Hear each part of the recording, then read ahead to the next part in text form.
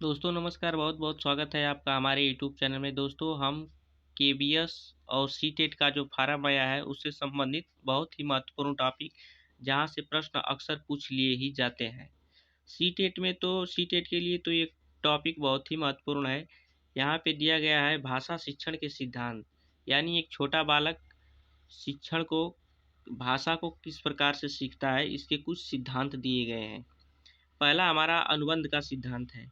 शैशवावस्था में जब बच्चा कोई शब्द सीखता है तो वह उसके लिए मूर्त शब्द होता है।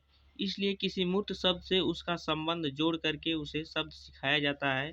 जैसे दूध शब्द बोलने के साथ साथ उसे दूध भी सिखाया दिखाया जाता है।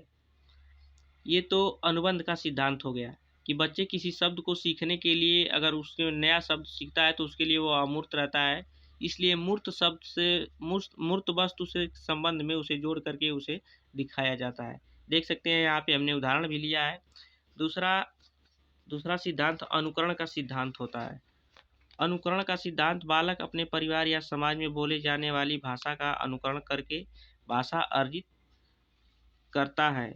इसलिए यदि परिवार या समाज में त्रुटिपूर्ण भाषा का त्रुटिपूर्ण भाषा का प्रयोग होता है तो बालक की भाषा पर भी इसका प्रभाव पड़ता है और वह उसी तरह अनुकरण करता है। तीसरा पॉइंट यहाँ पे हम लिखे हैं कि अभ्यास का सिद्धांत।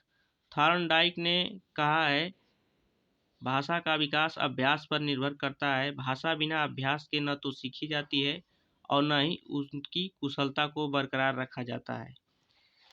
इसके अलावा भी भाषा के कई अन्य छोटे सिद्धांत हैं, परंतु ये ज़्यादा महत्वपूर्ण हैं। जैसे भाषा सीखने के साधन। पहला अनुकरण।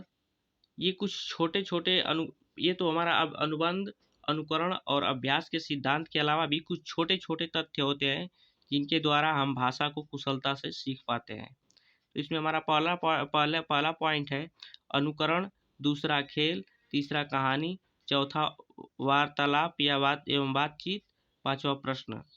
यानी अनुकरण, यानी हम जब बोलते हैं तो छोटा बालक उसे अनुकरण करके भी भाषा सीख सकता है। खेल कूद में अपने उसी भाषा का प्रयोग करके सीखता है।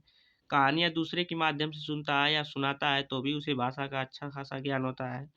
वार्तालाप एवं बातचीत, यानी दूसरे के साथ बातचीत या वार्तालाप करके भी सीखता है। प्रश्न और प्रश्न का उत्तर जान करके भी सीखता है। अब प्रश्न कहाँ से इस चैप्टर से बनते हैं, इस पे हमने महत्वपूर्ण बिंदु यहाँ पे लिया है। भाषा सीखने के लिए ऐसी गतिविधियाँ करानी चाहिए जिसमें बच्चे को भाषा प्रयोग एवं अभिव्यक्ति के अधिक से अवसर मिले। भाषा सीखने के व्यवहारिक दृष्टिकोण पर बल देते हैं। ये 2 पॉइंट हो गया। यहाँ पे तीसरा पॉइंट दिया है, भाषा शिक्षण में सबसे अधिक महत्वपूर्ण भाषा प्रयोग के अवसर देना। यानी किसी भी भाषा को सीखने के लिए सबसे हमारा महत्वपूर्ण पॉइंट ये होता है कि भाषा सीखने के लिए उसे अधिक से अधिक अवसर दिया जाए। भाषा शिक्षण की प्रक्रिया अन्य विषयों की कक्षा में भी चलती रहती है, क्योंकि किसी भी विषय को पढ़ने के लिए संप्रेषण की ही आवश्यकता होती है। यानी चाहे गणित पढ़े, चाहे अंग्रेजी पढ़े, चाहे किसी भी भाषा को पढ़े, तो उसके लिए हमें एक संप्रेषण स्थापित करना पड़ता है। संप्रेषण स्थापित तब होगा जब हम उस मातृभाषा में उसे जोड़कर पढ़ाएंगे तब। चौथा पॉइंट है हमारा, भाषा शिक्षण में कविता, कहानियाँ व प्रयोग करना चाहिए ताकि बच्चे सीखने में रुचि ले। जब हम भाषा सिखाने में कविताएं, कहानियाँ का प्रयोग करते हैं तो बच्चों को उसे सीखने में रुचि आती है।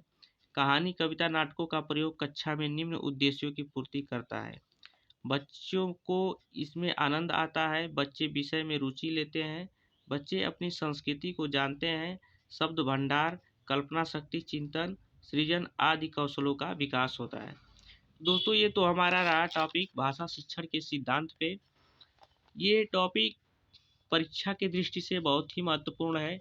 हमने छोटा छोटा वीडियो करके इसी तरह से हर चैप्टर का आपके यूट्यूब चैनल पे उपलब्ध कराता रहूँगा। आपको ज़्यादा समय नहीं, केवल 10-5 मिनट हमारे साथ जुड़ जाइएगा। मैं पूरी उम्मीद के साथ कहता हूँ कि परीक्षा में आपसे इस टॉपिक से प्रश्न नहीं आएगा तो गलती नहीं होगी। वीडियो कैसी लगी कमेंट में करके ज़रूर बताइएगा। तब तक के लिए थैंक यू। मिलेंगे अगले वीडियो में।